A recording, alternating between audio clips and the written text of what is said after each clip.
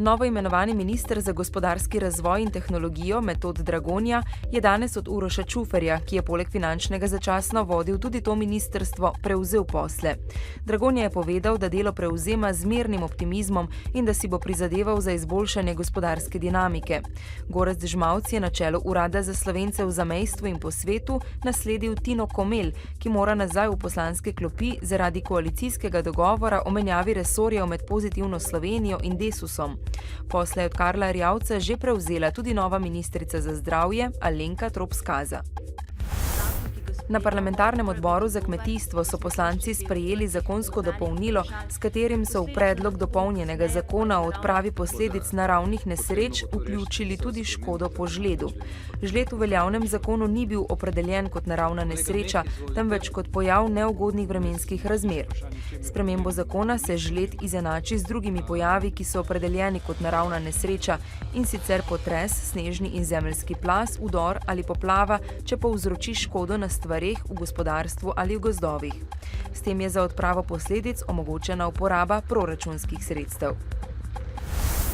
Razmere na Planinskem polju se počasi umirjajo. Voda še vedno nekoliko narašča, vendar počasneje kot v preteklih dneh. Tudi padavine konec tedna ne bodo tako obilne, kot je sprva kazalo, kar domačine navdaja z nekaj več optimizma. Zmanjšali so število gasilcev na terenu, tudi število zalitih objektov se ni povišalo.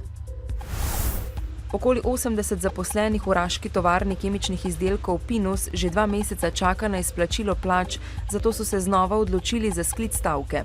Skladno s sklenjenim sporazumom z upravo družbe, ki je v lasti Igorja Jurija Pogačarja, jim morajo večji del zaostalih obveznosti izplačati do petka, če ne, bodo v ponedeljek začeli stavkati.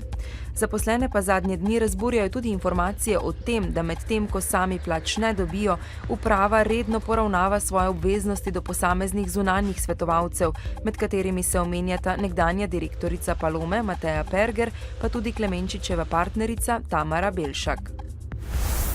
Varuhinja človekovih pravic Vlasta Nussdorfer po prvem letu delovanja ugotavlja, da v ospredju dela varuha ostajajo socialne stiske ljudi. Med aktualnimi problematikami omenja varstvo socialno-ekonomskih pravic, kršitve pravic delavcev in brezposelnost. Na brezplačno številko varuha so lani prejeli rekordno število klicev. Bilo jih je več kot 10 tisoč, medtem ko jih je bilo še leta 2011 okoli 4500.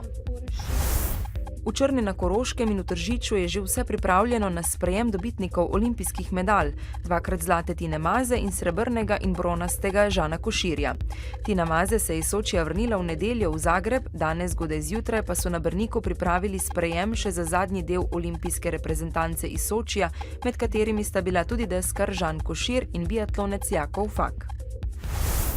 Jutri bo po večjem delu Slovenije delno jasno, le na Notranjskem in Primorskem bo več oblačnosti. Tam lahko tudi občasno rahlo dežuje, a bo količina padavin majhna. Sicer bo pihal jugozahodni veter. Najnižje jutranje temperature bodo od -4 do 2, najvišje dnevne od 5 do 11, ob morju in v vzhodni Sloveniji do 14 stopinj Celzija. V četrtek bo v severovzhodni Sloveniji delno jasno, drugod pretežno oblačno. Ponekod v zahodni in južni Sloveniji bo občasno rahlo deževalo. V petek bo oblačno, rahle padavine se bodo razširile nad vso Slovenijo. Danes v dnevniku televizije Maribor. Tudi v gozdovih na severovzhodu Slovenije že sanirajo škodo po vremenski ujmi. Lokalne ceste so tudi po letošnji zimi polne lukenj, dodatno škodo je povzročil še žled. Na Pohorju se je zaključil tabor logike in kreativnega pisanja za nadarjene otroke. Novice Štajerske, Pomurja in Koroške ob 18.